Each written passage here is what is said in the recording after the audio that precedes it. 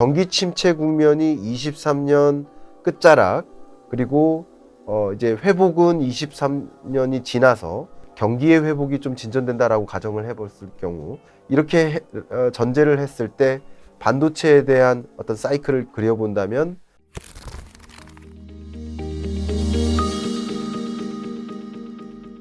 기본적으로 반도체는 선행지표예요. 반도체는 왜 선행지표냐? 우리 반도체를 사지 않잖아요. 반도체가 들어가 있는 제품을 사잖아요. 그럼 오늘 만약에 스마트폰을 산다. 그럼 그 스마트폰 제조사는 반도체를 언제 조달할까요? 적어도 1년 전이에요. 그러니까 오늘 그 반도체를 샀어도 그 반도체에 대한 구매 조달은 1년 전이었을 거라는 거죠. 자, 그럼 그렇게 생각해 보면 스마트폰 소비는 지금 23년에 이루어지지만 그 반도체, 거기에 들어가는 반도체 소비는, 반도체 수요라고 표현해 볼게요. 반도체 수요는 22년부터 떨어지는 거예요. 그러니까 다시 말하면 내구재 수요는 23년부터 떨어진다면 반도체 수요는 22년부터 떨어지는 거예요. 그래서 22년 초가 소위 반도체 실적, 기업 삼성전자나 SK하이닉스 실적의 정점이었죠. 근래 들어서 보면. 그러니까 항상 사이클이 먼저 들어가요. 마치 굳이 따지면 구리 같아요. 구리를 우리 경제학에서는 구리 박사님이라고 이렇게 호칭을 해요. 닥터 커플스 이렇게 붙인데, 이 닉네임이 붙은 이유는 경제를 먼저 보여주는 선행지표 격이다 이렇게 표현해요. 왜냐하면 경제가 살아나면 구리가 안 들어가는 데가 없거든요. 가장 대표적으로 경제가 살아난다. 그만큼 건설 인프라가 많아진다. 그러면 건설 인프라에 이 구리선이 들어가거든요. 전기 인프라. 뭐 마치 그런 것처럼 경기가 꺼져간다. 그럼 구리 수요가 줄어든다. 구리 가격이 먼저 급등락하거든요. 구리 가격이 오르면 경제가 회복되겠네라는 것을 보여주는 선행지표. 왜냐하면 구리를 수요하는 수요처가 수요가 늘어날 때 혹은 공급 계약이 많아질 때 구리 수요가 늘어나니까 먼저 그런 거예요. 항상. 그러니까 이런 식으로 좀 생각을 해보면 23년의 경제가 본격적으로 어려운 국면, 22년이 어려운 게 아니라 23년이 어려워지는 거예요. 그리고 24년까지 어려워질지는 뭐 그 누구도 모르지만 지금으로서는 23년이 경기의 저점으로 보고 있어요. 지금으로서는. 23년 끝에 볼수록 조금 회복될 거로 보고 있어요. 자, 그럼 그렇게 생각해 보면 22년부터 반도체 수요가 줄었고 재고가 쌓였던 거예요. 그래서 23년 현재 재고가 거의 정점이에요. 256% 정도 정점이에요. 그러니까 재고가 이렇게 많이 쌓여 있으니까 가격이 떨어진 거예요. 근데 사이클상 이제 경기가 저점인 게 23년 중후반이라고 본다면, 그러면 23년 중후반 이후에는, 예를 들어서 23년 4분기에는 어떻게 보면 이 내구재 수요가 늘어나요. 그러면 이들이 반도체에 대한 수요를 다시 늘려나가는 시점은 또 23년 2분기라고 보시면 좋겠죠. 23년 끝 혹은 24년 초, 이때쯤에 내구재 수요가 다시 늘어난다. 그러면 이 내구재를 생산하는 제조사들, 생산재를 생산하는 또 이런 제조사들은 반도체 수요를 먼저 일으키겠죠. 뭐 산업마다 다르겠지만 조달 계획을 1년 전에 하기도 하고, 그러면 구매를 이제 신청할 거 아니에요? 구매팀에서. 그런 일들이 먼저 발생할 거라는 거죠. 그러면 반도체 산업의 어떤 일단 첫 번째 중요한 게 가격이니까, 가격은 또 재고에 의해 결정되니까 재고의 정점은 23년 1분기였다. 그럼 23년 2분기부터는 재고는 어느 정도 소진될 것이다. 아파트 미분양이 줄어드는 것처럼 이렇게 줄어들 것이다. 이렇게 보고 있고요. 그럼 가격은 조금 안정세를 찾아 나갈 것이다. 이렇게 보고 있어요. 그리고 영업이익 같은 경우, 매출액 같은 경우도 23년 1, 2분기가 좀 저점일 가능성이 높죠. 그럼 이런 것을 감안하고 우리 투자자들은 투자하기 때문에 당연히 이런 것들은 우리 지금 2분기 4월 끝 5월 초를 살아가고 있지만 우리가 최근에 맞이한 그 삼성전자의 실적은 1분기 실적이었던 거예요. 그러니까 이런 것들을 받아들고 투자 의사결정을 하기 때문에 이제 저점이겠구나.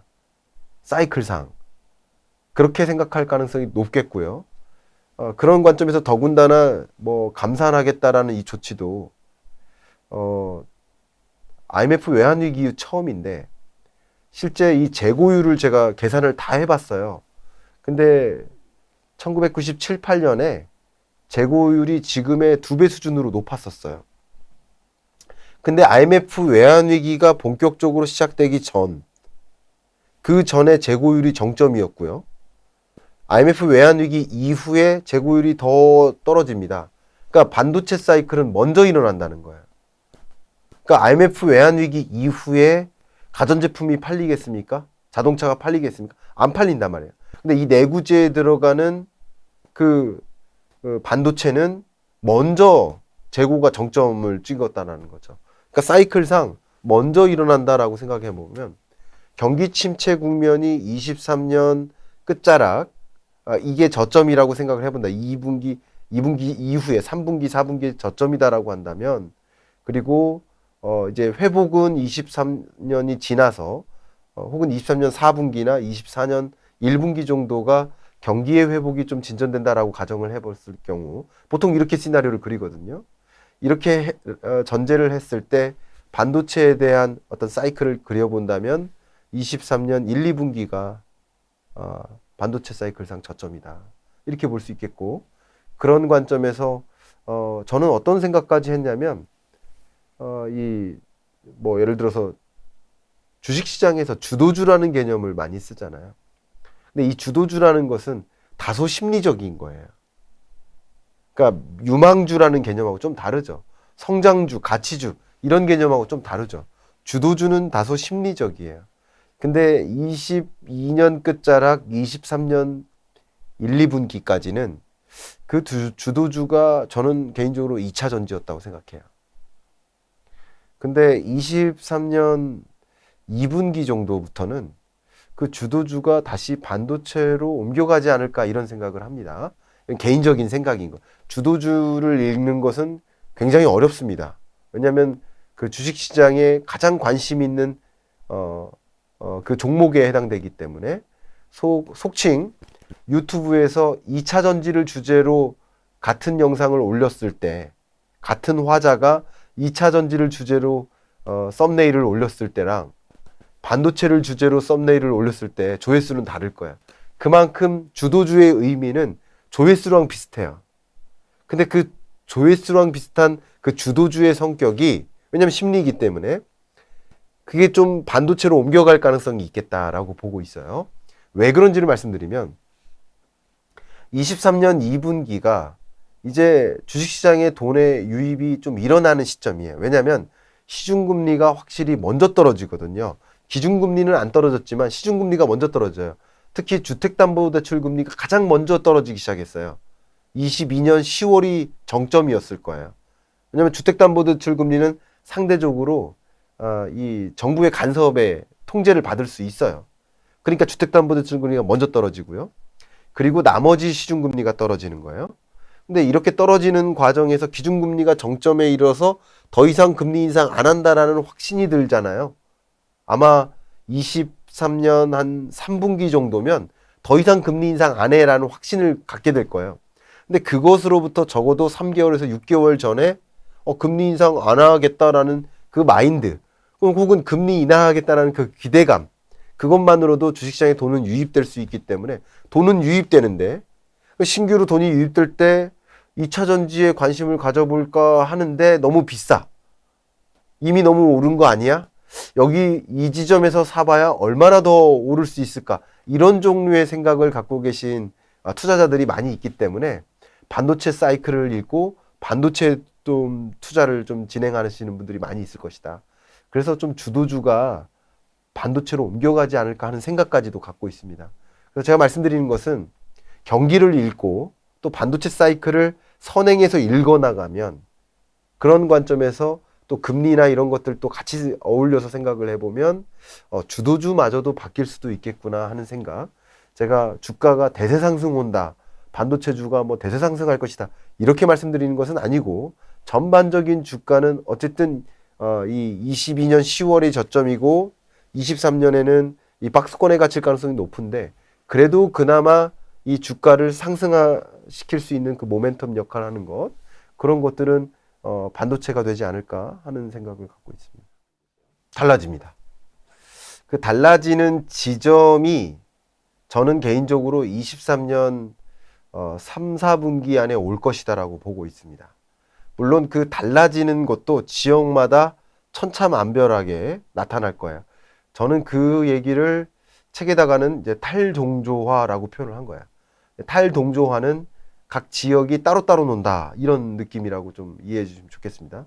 전통적으로 부동산 시장을 들여다보면 서울 수도권이나 비수도권이 함께 움직이거든요. 함께 상승하고 함께 하락하고 그런 움직임이었는데 23년 지금의 경우 22년, 23년 상반기까지 조정을 거친 이후에 다시 점점점 반등을 향해서 가는 과정에서, 아직 반등이 됐다는 말씀이 아니에요. 반등을 향해서 찾아가는 과정, 그런 과정에서 지역별로 따로따로 움직이는 모습이 두드러지게 나타날 것이다, 이렇게 보고 있습니다. 기본적으로 그런 관점에서 저는 이 평균에 해당되는 전국 평균 아파트 매매가격 등락률, 이걸 가지고 설명을 드려보도록 하겠습니다. 이 전국 평균 아파트 매매가격 등락률이 저점이 마이너스 0.48%였어요. 이 값은 지난주보다 얼마나 더 빠지나를 보여주는 지표이기 때문에 마이너스 0.48%는 말 그대로 지난주보다 0.5%나 빠지는 거예요. 굉장히 빠른 속도로 빠지는 거예요. 그러다가 이 값이 지금은 마이너스 0.3에 가깝게 왔습니다.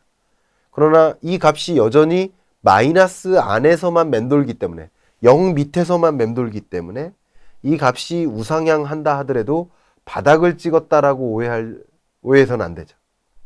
바닥을 찍었다는 얘기는 이 지표를 가지고 말씀드린다면 0을 찍고 올라와야 되죠. 그죠? 그것을 좀 오해하지 말아주시고, 그러니까 바닥을 찍었다라고 생각하시는 분들은 어쩌면 이 등락률이 마이너스에서 바닥을 찍고 이 마이너스 폭을 좀 좁혀나가는 그런 흐름이지 않냐라고 보는 의미에서의 바닥이라고 생각하고요. 여전히 마이너스 0.3% 정도에 가깝게 왔기 때문에 지난주보다 0.3%씩 빠지고 있다. 뭐 몇 개월 전부터 굉장히 가혹하게 빠지다가 지금은 적당하게 빠지고 있다, 이 정도로 이해하실 필요가 있지 않을까. 굳이 따지면 경착륙이었던 이 부동산 시장이 연착륙에 가깝게 유도됐다, 저는 이렇게 판단하고 있습니다.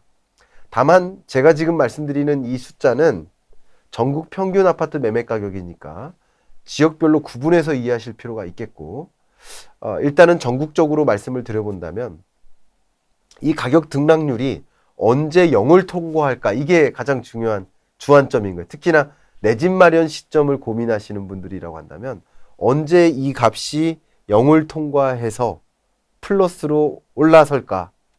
그때 0을 통과하는 지점에 집을 정확히 사셨으면 최적의 시점에 내 집 마련을 성공하신 거라고 볼 수 있겠죠.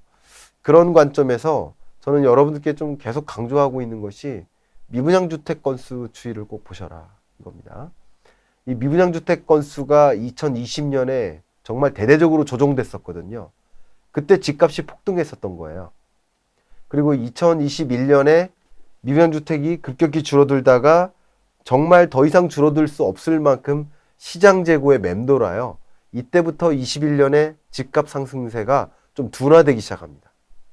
집값 상승률이 이렇게 치솟다가 이제 둔화되기 시작합니다. 그러다가 22년부터 미분양주택이 다시 쌓이기 시작해요. 그래서 집값 등락률이 다시 쭉 빠지기 시작합니다. 자, 그러면 정확히 보시면 미분양주택 건수의 흐름과 이 아파트 매매가격 등락률의 흐름이 정확히 일치함을 확인할 수 있어요. 데칼코마니처럼. 제가 무슨 말씀을 드리냐면 모든 가격은 수요와 공급에 의해 결정되고 주택가격도 역시 주택 수요와 공급에 의해 결정되는데 미분양주택이 계속 쌓인다는 얘기는 집값이 올라가기 어렵다는 것을 설명해 줘요. 근데 이 미분양주택 건수도 7만 5천 호, 7만 5천 호를 찍다가 어제 발표됐었죠? 7만 2천 호대로 떨어졌어요. 다만 이건 미분양주택이고요. 준공후 미분양주택 건수는 여전히 늘고 있습니다. 그러니까 준공후 미분양주택은 말 그대로 길 가다가 저 아파트 다 건설 끝났는데 공실이 막 있는 그런 모습의 것이에요. 그러니까 심리적으로 더 자극을 해요. 그러니까 아직까지는 미분양주택 건수로 봤을 때 완벽하게 의미 있는 수준으로 해소되진 않았다. 그러나 미분양주택 건수가 그래도 2개월, 3개월 연속으로 의미 있는 수준으로 떨어지거나 해소되거나 특히 준공후 미분양 건수가 이제 정점 찍고 떨어져 주거나 하는 모습을 보시면 그때쯤에는 매수의 시점이 왔을 것이다 라고 저는 판단을 하고 있습니다. 그 지점이 저는 개인적으로 3, 4분기라는 거죠. 이르면 3분기, 늦으면 4분기라는 것이죠. 근데 이런 현상은 또 한 가지 변수, 바로 금리와 맞물려서 움직일 거예요. 그래서 기준금리를 더 이상 인상하지 않는다. 그리고 조만간 인하할 것이다. 라는 기대감이 부풀어 오를 때 그때쯤에 미분양주택 건수가 급격히 해소될 겁니다. 그때쯤에 시중금리는 더 가파르게 떨어질 것이기 때문에 그래서 말씀드린다면 금리를 실제 인하하거나 기준금리를 혹은 기준금리 인하에 대한 기대감이 무성할 때 이게 첫 번째가 금리죠. 두 번째는 미분양주택 건수가 말 그대로 정점 찍고 2, 3개월 연속 충분한 수준으로 해소되는 것을 목격할 때. 세 번째 기준은 앞에 말씀드렸던 이 가격 등락률이 마이너스에서 맴돌다가 점점점 마이너스 폭을 줄이다가 0에 가깝게 오죠. 0을 통과할 때 저는 이 세 가지 지표가 거의 비슷하게 맞물릴 거라고 보고 있어요. 저는 개인적으로 그렇게 판단하고 있습니다. 저는 이게 가장 과학적으로 부동산 시장에 접근하는 모습이지 않나라고 저는 생각하고 있습니다. 그러니까 여러분이 무조건적으로 제 의견에 동의하시라는 것이 아니라 제 생각에 동의한다. 그게 합리적이다. 라고 판단하신다면 그 세 가지 기준을 가지고 읽어보시면 어떨까 의견을 드립니다. 다만 이런 과정에서 두드러지는 특징은 서울이 유독 플러스로 제자리로 돌아올 가능성이 높다라고 말씀을 드리고 싶어요. 여러 가지 이유가 있습니다만 부동산 규제책도 일정 부분 부동산 매매 가격에 영향을 미쳤겠죠. 근데 부동산 규제를 대대적으로 단행한 지역이 어디입니까? 그게 서울이에요. 근데 지금의 규제 완화를 단행하는 지역은 또 어디입니까? 그게 또 서울이에요. 그럼 한번 생각해 보면 2020년, 21년에 집값이 가장 폭등한 지역은 역시 서울이고요. 22년에 집값이 정말 의미 있게까지 정말 두드러지게 떨어진 그 지역도 역시 서울이에요. 23년에 집값이 플러스로 반등하는 지역도 또 역시 서울인 거야. 등락이 심해요. 상대적으로 비수도권보다 수도권 지역의 경우 투자 대상으로 생각하는 경향이 강해요. 그러니까 등락률이 심한 거예요. 상대적으로 시골로 갈수록 지방으로 갈수록 투자의 대상이라기보다는 거주의 대상으로서 생각하는 경향이 강합니다. 그렇기 때문에 상대적으로 거주의 경향이 강한 그런 지역의 경우에는 등락이 상대적으로 덜한 거고요. 투자의 대상으로 접근하는 지역의 경우에는 등락이 큰 거예요. 그런 관점에서 22년에 조정도 서울이 많이 됐었고 또 23년에 다시 반등한다 해도 가장 먼저 반등하는 지역이 서울이 될 것이다. 그리고 규제도 그렇게 생각하시면 좋겠고 수요도 그런 겁니다. 그러니까 투자의 관점에서 서울을 보기 때문에 서울에 집을 사거나 하시는 그런 분들은 전국이라는 거죠. 그러나 비수도권의 지역의 경우에는 그 비수도권에 거주하는 목적으로 집을 구매하시는 경향성이 좀 더 물론 투자적인 목적도 있겠지만 상대적으로 그 비중이 낮다. 이렇게 시장을 좀 구분해 보신다면 이 반등세가 가장 먼저 나타나는 지역이 서울이 될 것이고 그래서 서울의 경우 아직도 마이너스입니다. 아직 지난주보다 떨어지고 있습니다. 제가 확인했어요. 계속 전국 평균 아파트 매매가격 등락률 기준으로 봤을 때 지난주보다 0.2, 0.3% 마이너스 정도를 기록하고 있기 때문에 여전히 떨어지고는 있습니다만 이게 플러스로 반등하기 시작하는 지점도 서울은 어쩌면 3분기 정도에 오고 그리고 전국 평균 매매 가격 등락률로 봤을 때는 뭐 4분기나 아니면 23년 1분기나 그 정도에 찾아오지 않을까 이런 생각을 합니다. 제가 왜 이렇게 또 말씀드리냐면 전국 평균 아파트 매매 가격 등락률은 서울 집값 등락률이 기여도만큼 반영된 거겠죠. 당연히 그게 반영된 채 움직이기 때문에 어쩌면 여러분이 판단하실 때는 이 값이 설사 4분기에 반등한다 하더라도 서울 집값 상승률이 많이 반영된 평균의 성격이 있을 거예요. 서울 집값을 제외한 비서울 집값 등락률을 따로 환산해서 계산을 해본다면 그 값은 4분기가 아니라 24년으로 넘어갈 수도 있다. 0을 통과하는 지점이. 그렇게 저는 보고 있고요. 이렇게 보고 있는 뷰는 사실 22년 10월에 23년 전망서 가지고 우리 와이스트리트에 출연했을 때랑 또 역시 똑같습니다. 기조가 그렇게 바뀐 것은 없습니다.